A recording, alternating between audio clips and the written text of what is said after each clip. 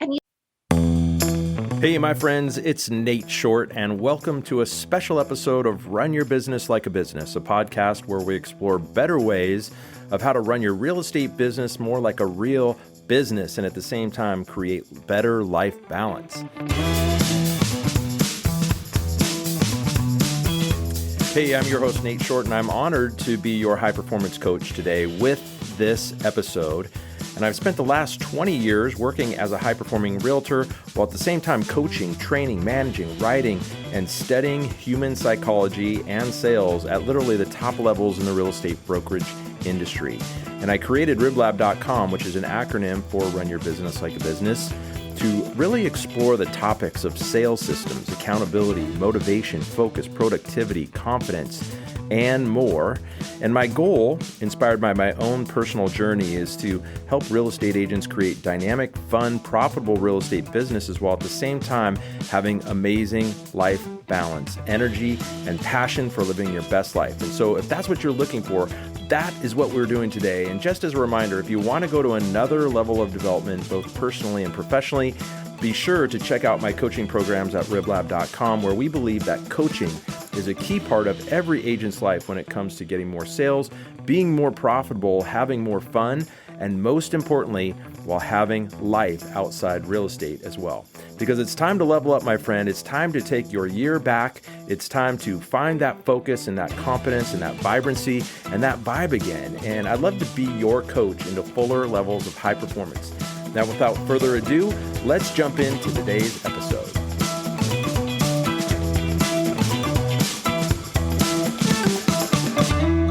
Okay, I'd like to welcome you to this episode of Run Your Business Like a Business, where I have a very special guest, and her name is Britt Wibmer. She's actually been a friend of mine for quite a long time. She's been a broker actually in the Bellevue area for the last 18 years, and she also has a book coming out called Moving Millionaires. That's going to be out in the next few months.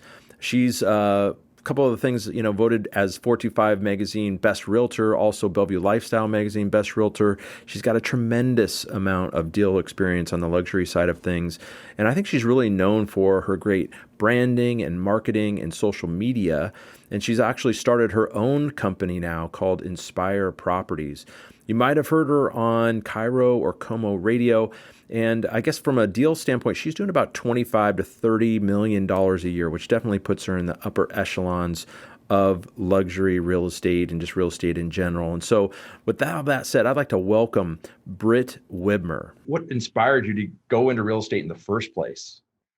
Oh boy, that's a good question. So I have pretty much done every job, and I've started numerous businesses.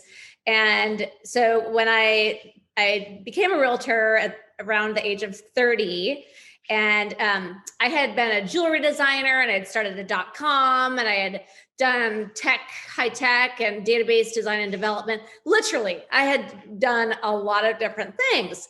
And I was at a time of transition. I was invited to a beautiful dinner party at the Jacoby compound, actually, in Laurelhurst. And I remember walking in going, wow, I think I want to do this. This is what real estate can get you.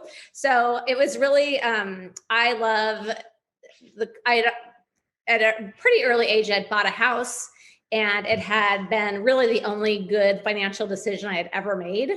And so then when I put two and two together, like, wow, you can do something that's good for people. I mean, it's a great investment. It's in my lineup of poor investment choices, that was the shining star. And maybe if I did really well, I could maybe get in this beautiful luxury compound in Laurelhurst too. So that was how I started.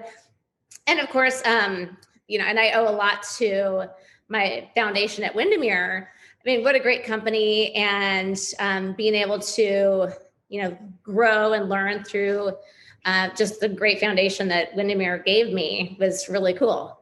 And I'll always look back on that as a very nice highlight of my career. Yeah, for sure. What were some of the things that you learned early on as you got into real estate that were maybe surprising to you, or that you didn't realize before you got into the business? Well, I just really used all of my entrepreneurial spirit and what I'd done in very different industries and applied it to real estate.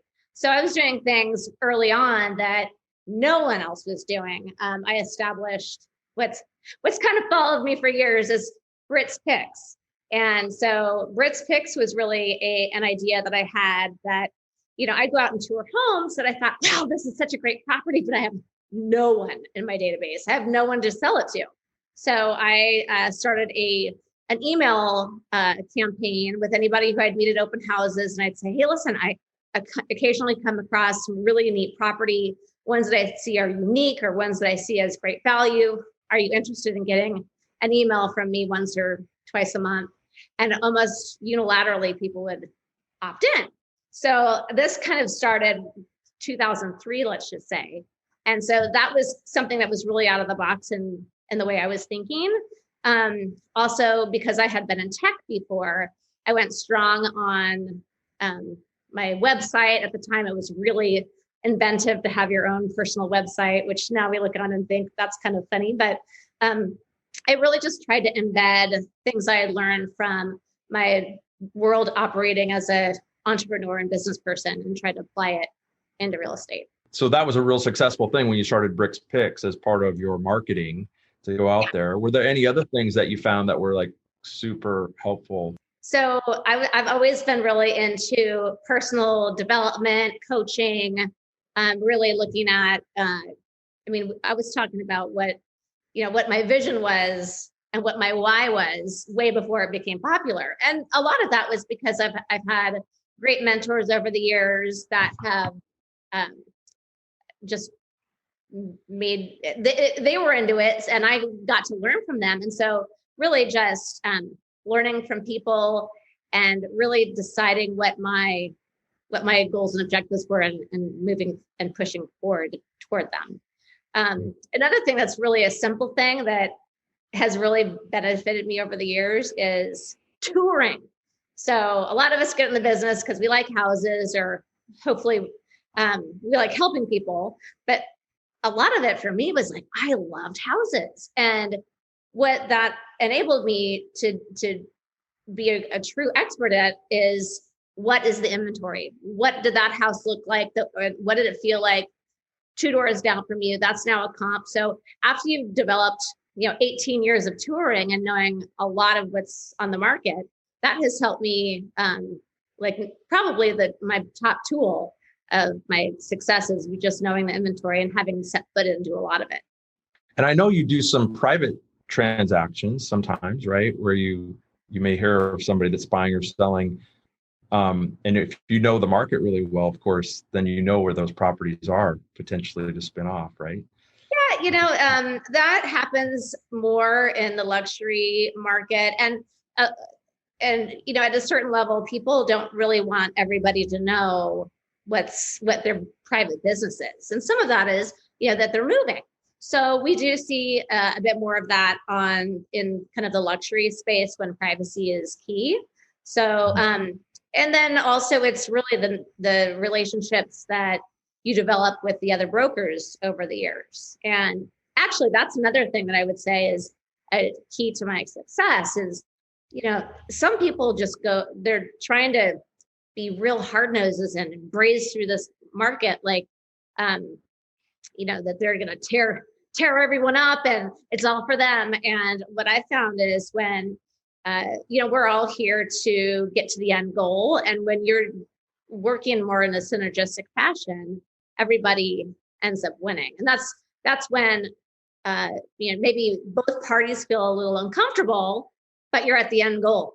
So not everybody has to feel great, but they have to feel comfortable at the end of the day. Well, as you know, the name of the podcast is Run Your Business Like a Business.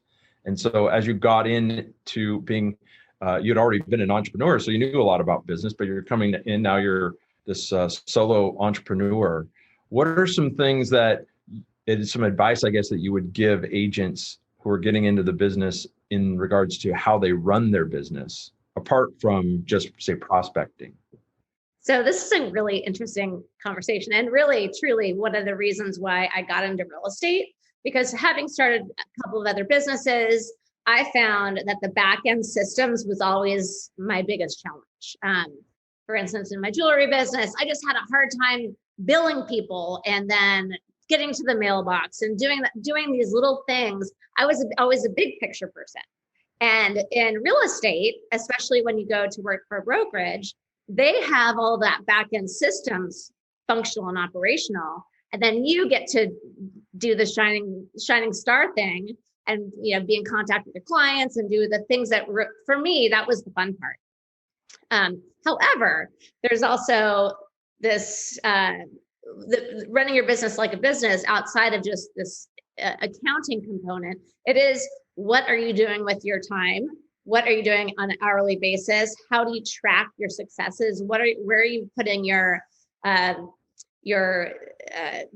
very limited time in your business day? Where are you putting that effort? And so,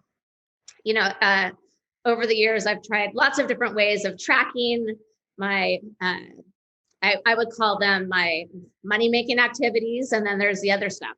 So when I'm out doing money-making activities, you really have to plan for those, be very specific. It can be expensive too.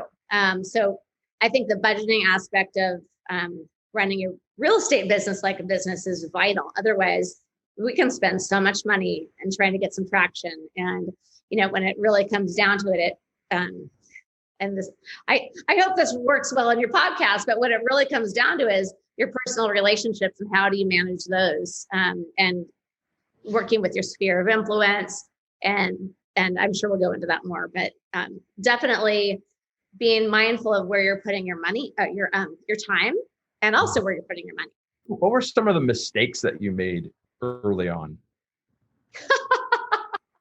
Boy, okay, so this could be funny. I've had a lot of funny real estate firsts, and I like to hope that they're like the real estate last of that kind. But there is this. I have a train of thought that is, you have to get things out. It doesn't always have to be perfect. And although I do aim for perfection, as a matter of fact, you and I just spent 10 minutes trying to find the right angle to film this right now.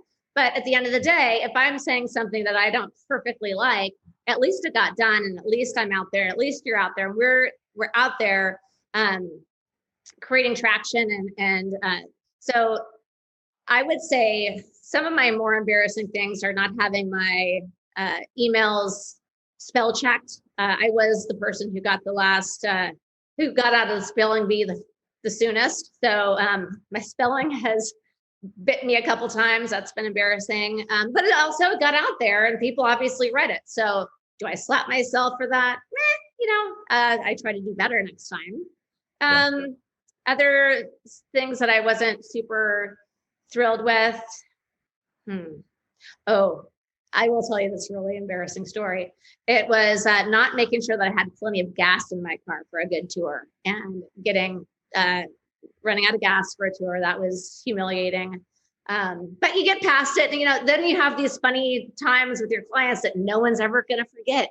You hope to God they don't tell other people though. I've got pulled over for not having my tabs with a client in the car. That was not great. So I would say, some of my worst things are just oversights on spelling and then making sure my car was in good repair. That's good. And P.S. that happened for years and years and years. That's early bird stuff. So you've been in the business for a long time, and now you are venturing out on your own to create your own brokerage. So please tell us about that. Okay, well, I'd love to. I will tell you that never in all of my years of doing real estate did I ever have the dream of starting my own brokerage. That was just not one of my goals. And I love doing this business. I've loved learning and marketing myself and growing a team. But the thought of owning a brokerage never dawned on me until early on in COVID. And I was on a power walk with a gal friend of mine, a commercial broker, big name lady who's just a great great friend of mine and mentor as well. And I was telling her kind of what my thoughts were about the industry and what I was thinking about doing next. And she stopped me right there in my track. She's like, Britt, you have got to start your own brokerage. And I said, no, sounds too hard, sounds too expensive, it's never been my dream. That sounds too hard. I'm not doing it. And so, then a week later, one week longer into COVID, I'm walking that same path by myself. And I started thinking, I'm like, we may never go into offices again. Once you take that element out of starting a brokerage, this could actually be incredible. This could be a great time. I could do all the things, enhance all the things that I have seen in multiple brokerages, and then ditch the stuff that I thought wasn't working, and be able to do all of this in a beautiful luxury brand. I just started thinking about what would be perfect. And so after a lot of thought and work and connecting with just hundreds of people that I've worked with over the years, it's really come together as Inspire Properties. And, it's been really fun because that when you're on the right track, things seem a little bit effortless. So, and, I've put in my time. So, and I've created relationships over the years. So when I'll make a call, hey, this is what I'm working on. Britt, you got to talk to these two people. And this is going to be, so suddenly all of these incredible world-class vendors, every top company that I've worked with over my 17 years in the business that I've wanted to work with more are just opening up their companies for partnerships with Inspire. So it's just been an easy and awesome. Easy is a stretch. So I put a lot of hours in to create a broker-friendly business that's also good for the consumer. I mean, we've seen a lot of change over the years in the brokerage business, and our commissions have been under fire for a lot of years. And what do we do to combat that? Of course, we articulate our business and our value, just like we're going to talk about in our work together. But other things that we do is we just keep adding services. So at the end of the day, our net profits have dwindled, and I was trying to look for very creative ways to make this business better for brokers, and at the same time elevate us in the eyes of the consumer and make a better, more transparent business for the consumers too. So tell us a little bit about your vision because you're obviously getting going, but you have a vision of where you want to take Inspire Properties from a value standpoint. Right. So there's a couple things that we're talking about here. From a value standpoint for the consumers, let's start with those guys, because I need to be able to, for brokers that want to come on board with Inspire, we have to have something different that we're offering our consumers. I mean, everybody does, full service, and everybody does this and that. But what I've been hearing for consumers for a lot of years is, what are you going to do for me? How are you going to do it differently? What is the value for me? And honestly, they look at us, a lot of us, I'm not saying everyone, but, we just drive in our fancy cars, collect 6% of their hard-earned equity, and race off and never to be seen again. So I'm really working hard to try to change that perception. And part of that is having some real transparency in our conversation with clients. A lot of us do this already, but there is no one size fits all model for the multitude of different kind of clients we come in contact with. Some I'm working day in and day out doing project management, practically doing a whole kitchen remodel or more. And other ones I'm, show them a couple houses and then we're done. So I'm suggesting to my brokers and to the public that we're looking at each opportunity as a profit and loss and a business opportunity. And together, the broker and the consumer can look at, here are the options. Here's what's possible. Here's how much it costs. Now let's partner up and get this going. And like a perfect example would be on a listing. For me personally, I've done complimentary staging services for years because I used to own a home staging company, and I just feel like that's the right thing to do. So I have a certain line item in my business plan that goes toward the staging. And so if this house that I'm working with is beautiful, needs nothing, why wouldn't I just pass what my line item is for staging onto that consumer? It may be a small, in the grand scheme of things, it's a small amount. But, to them, they perceive that there is a great value there and that you're really thinking about them and not just your bottom line.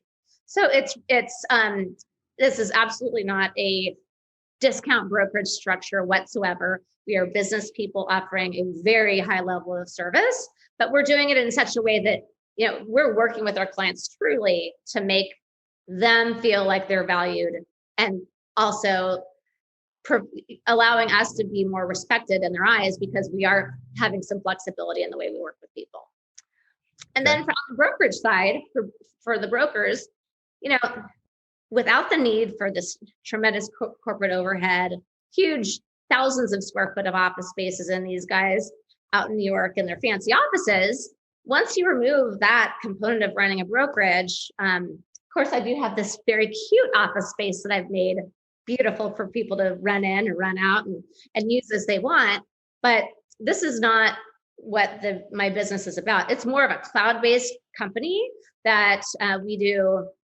I offer beautiful luxury branding, very nice templated social media, video, all of the things that I've experienced from other brokerages over the years. And I package it in such a way that it's a very affordable price for a monthly membership. The best of both worlds, right? You're giving the consumer, you're creating a more customized approach for the consumer, and at the same time, offering the most valuable for an agent of what they really value the most. Right. You're satisfying, if not exceeding what they're getting now with that. Absolutely. I have put together just a tremendous portfolio of services and in the areas that I think are the most important, which is social media marketing and then your tech. But, unlike other brands who are touting their tech, there's a lot of wonderful off the shelf tech.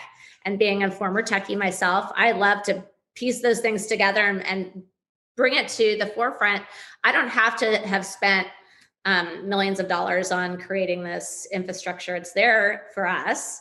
And so it's really the way that I packaged it. And the other part is I'm really changing the cost structure for brokers so dramatically that they do have more of a capability of having those kind of partnership conversations with their clients and still ending up ahead in their net revenue at the end of the year.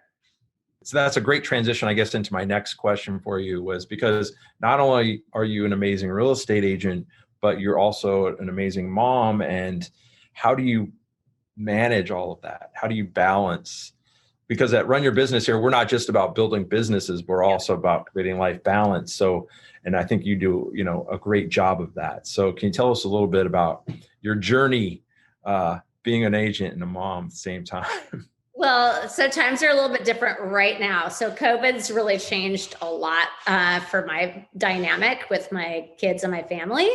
But just on a normal year, I have gotten extremely good at looking at every hour as mission critical. So I would say that, and it's probably true for a lot of, single parents, I feel like I can do more in an hour than people can do in about 5.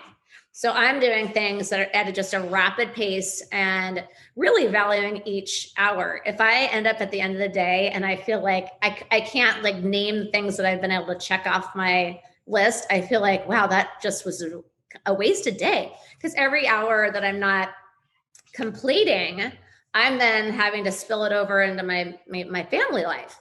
And, those boys are everything. I do want them to see how hard of a worker I am and how, that the classic money doesn't fall on trees. I do not, my goal in raising my boys is, I'm not going to raise entitled children. And that's I mean, they see me working, they know the value of money. They know that it's not, things are, if you work hard, you're going to get it, and you just keep dreaming big. So I really value that they are able to see me working so hard, but also they know that when I'm there and engaged, that I want to be there, and the rest of the stuff kind of fizzles in the background. But it's hard. Yeah. I mean, I'm not saying that's easy, but getting your hours, what you have to decide what your hours are going to be that you want to work, and do your best to stick with that. It's been so great to talk to you and talk about your business and how you got started and how you're starting Inspire Properties, which I know is going to be an amazing company. Do you have any last thoughts for agents who are either struggling out there and they're like, what do I do? I got COVID, I got kids at home, I'm trying to figure out how to manage my business. Or maybe they're doing really well and they want to go to the next level of performance, and whether it's income or just their ability to serve their clients at a higher level. What kind of advice do you have for both those types of people out there? The best choice that I made, and this was back in 2014, and I was extremely dissatisfied with being a real estate agent. I was on the struggle bus for real. Nothing seemed to be working. It was a terrible time. And I made a choice to get coaching and have someone outside of myself be able to look in, help me dream. It was it's not the coaching that you do, which I'm really excited to learn more about, but this was called Dream Builder. And it was like, what would you love? They just kept harping on what would you love. And I remember saying, I don't get to choose what I love. That's not something I get to pick.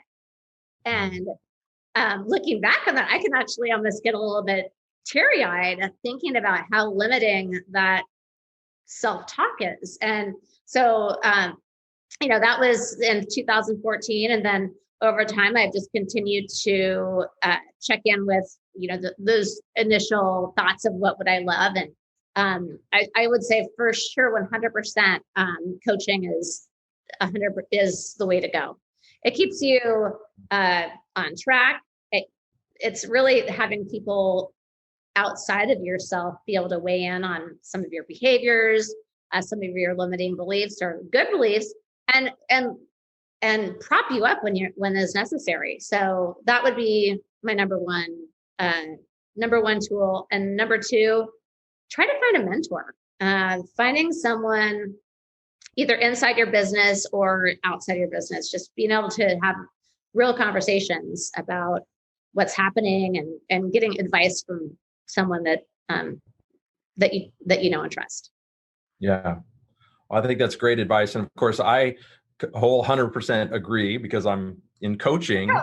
Right. I'm a coach. So, obviously I agree with that. But one of the great classes that I took and why I wanted to reach out to you and work with you is Run Your Business Like a Business. And I think I took that class in probably 2016 from you.